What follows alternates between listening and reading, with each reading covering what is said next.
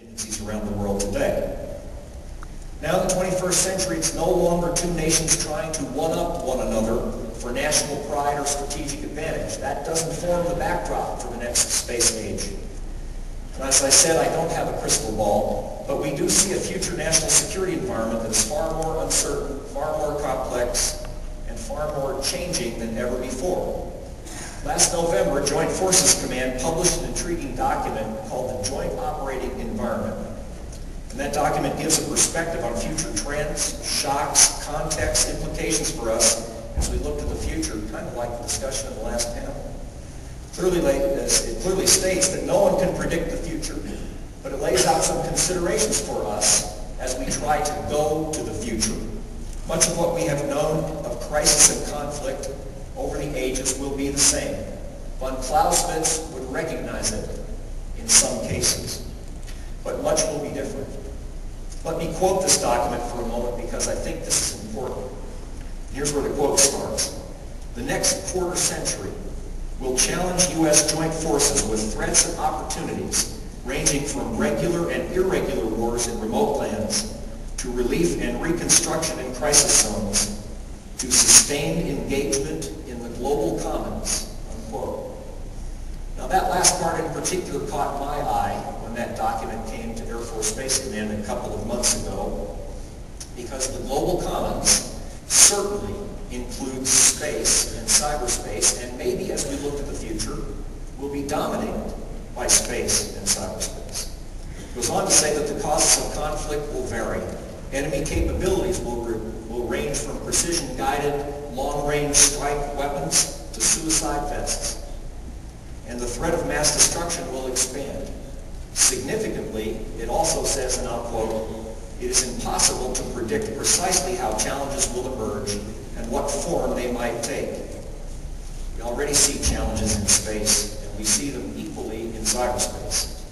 Space is a place of intense growth, with nations, consortia, private companies joining the ranks of spacefaring and space-capable nations.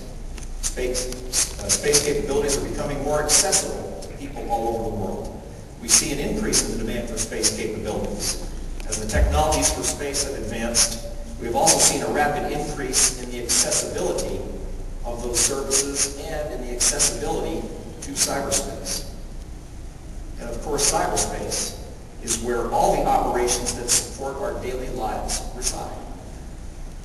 Computers and access to the internet are everywhere, homes, businesses, schools. We see growth in space in ways we did not imagine at the beginning of the first space age, and we will see growth in cyberspace in ways we do not imagine as we sit here today looking forward. The benefits of these capabilities are enormous to the entire human race, and we welcome the improvements in our lives that space and cyberspace have delivered. But as I say around my command sometimes, the old Chinese saying about "may you live in interesting times" does not apply to us. It will be dynamic and uncertain. And so flexibility and agility will be required in this next space age. We have started to come to grips with what we have begun to call the spherical battle space. I uttered those words in front of my staff a couple of weeks ago, and I got the stunned mullet look. And I said, you get it, spherical battle space, get it? And they went, "Yes, sir." And then I left. Now that room is not bugged, but I will tell you what got said. No, I won't. But first they said, "Has he lost his mind? What's he possibly talking about?" And when they asked me, I said, "I don't know exactly. But I think that we are looking in the future in space and cyberspace and spherical battle space." So let me just outline a couple of thoughts here for our purposes today. I'm going to start to define that as an area beginning at the geostationary distances from the Earth and extending down. I think for far too long we've looked at our conception of future battle space by standing on the ground and looking up. I think that might be the wrong way to look. So just bear with me for a minute, and then I'll stop getting the stunned look that I'm getting from all of you. So starting at geostationary and looking down, this battle space includes cyberspace, by the way, and has different boundaries.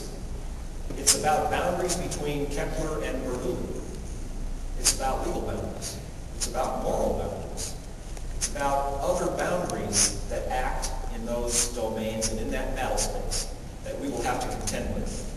In this spherical battle space, orbital mechanics and electromagnetic laws rule. Straight line thinking no longer works. Objects are always in motion, never at rest. Information is plentiful, and actors can be anonymous. This is a physical environment acted on by physical forces and environmental disturbances. The speeds are incredible. We estimate that the closing speeds of the collision between Iridium-33 and the Cosmos satellite approached 11,000 meters per second. 30-06 round goes down range about 1,000 meters per second. So in my book, in a non-technical sense, that's pretty fast.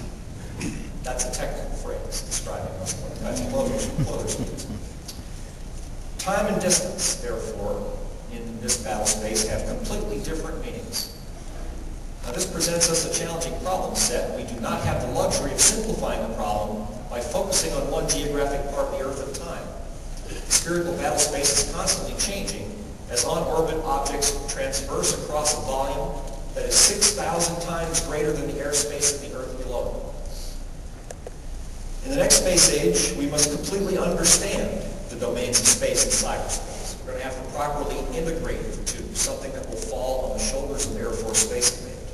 We're going to have to be responsive to meet the needs of combatant commanders and other national users who may be engaged across the spectrum of conflict or in non-military contingencies, or maybe in both at the same time, at any time. We must fully understand emerging joint operational concepts, as well as a dynamic operational environment that will be increasingly contested. We will have to provide space, cyberspace, and related capabilities that are integrated with other warfighting elements, and these capabilities must be protected. We must have better situational awareness of space and cyberspace. We will have to attract, develop, and retain America's best talent. We will have to have better engineering. Every launch vehicle or spacecraft that sheds parts on purpose is contributing to the debris problem. And I'm going to make that your engineering problem. Because as we look to the next space age, I believe we will not have the luxury to operate the way we have operated in the first space age. We will need in the next space age a technical miracle or two, or maybe three, or maybe more. But for example, we're going to need better propulsion. We're going to need better power. We're going to need plug-and-play technologies. We're going to need better sensors that are smaller and lighter weight. We're going to need launch vehicles that we can assemble in a different way and get to orbit in a different way. We will need stronger partnerships in the next space age, both within and outside of government and across governments. Now we take on these ventures as we enter the next space age, knowing that our resources are constrained and our economy is in stress. Two conditions that did not exist at the beginning of the last space age.